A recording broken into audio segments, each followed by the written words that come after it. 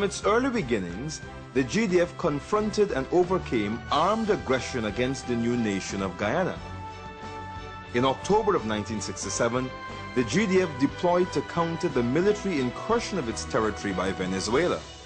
And in January of 1969, the GDF crushed a secessionist attempt by armed insurrectionists in the Rupununi.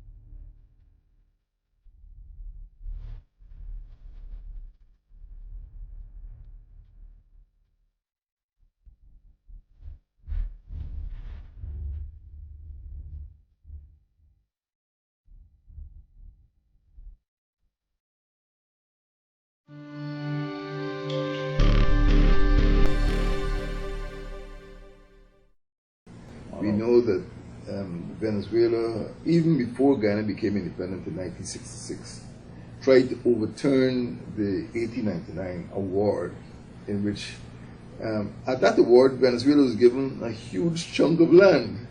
They weren't robbed of anything. They were given a huge chunk of land in the Orinoco Delta. There was a president of Venezuela called President Leone, and he decreed that all of the water, all the territorial waters off of the coast of the Esequibo. I mean, this is where the boat goes to adventure, Suriname. All of those waters were Venezuelan waters. And he gave instructions to his foreign minister and his minister of defense to exercise Venezuelan sovereignty. You see, Venezuela is always driven by this desire to have an outlet to the Atlantic, what they call Salida Atlántico. I think the Guyana Defense Force and its Coast Guard are there as deterrents against Venezuelan intrusion. Venezuela has been very aggressive. The territorial conflict is like well over 150 years old. Okay. And it was resolved, it was settled in 1999. We went to tribunal in The Hague, and there was arbitration. So as far as Guyana is concerned, there is no controversy. The matter is settled, and our borders have been defined, and our borders remain unchanged.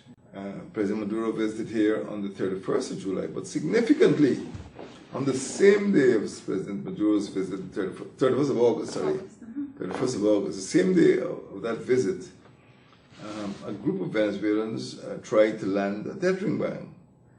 And those students actually declared it was an act of sovereignty. They said, and the students said in their declaration, that it was an act of sovereignty. That is, they were demonstrating Venezuelans' claim to the Esequibo. As I said, in 1899, there was a tribunal, and Venezuela was awarded some lands in the Orinoco area, a huge amount of land. But in the 1940s, about 1944, one of the junior counsel at the tribunal, the Venezuelan junior counsel, wrote a memorandum, which it sounds comical now, said must only be published after his death. And after he died, this thing was published, and he accused the members of the tribunal of conspiring against Venezuela. Venezuela always complained, they were always, maybe you can say, hostile.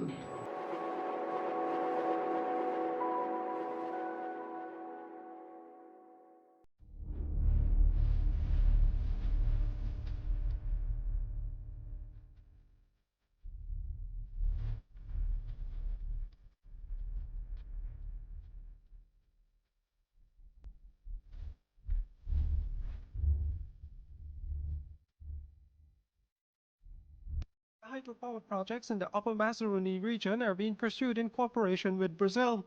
The government is mindful that the region is still claimed by Venezuela. We cannot foresee any questions at this point in time. But I think this is why it's even more important that we do it with Brazil as well.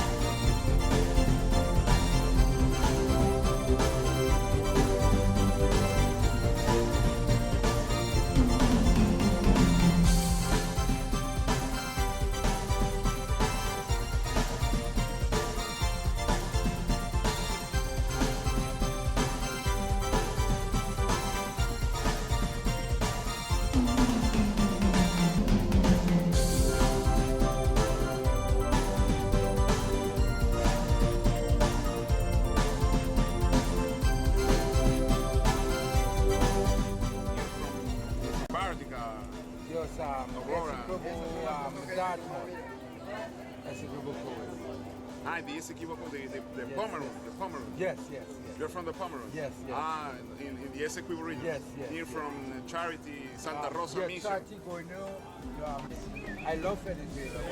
You love Venezuela? I love Venezuela, but I never get the opportunity to live in Venezuela. You want to live in Venezuela? Yes, if I get the opportunity, I will go.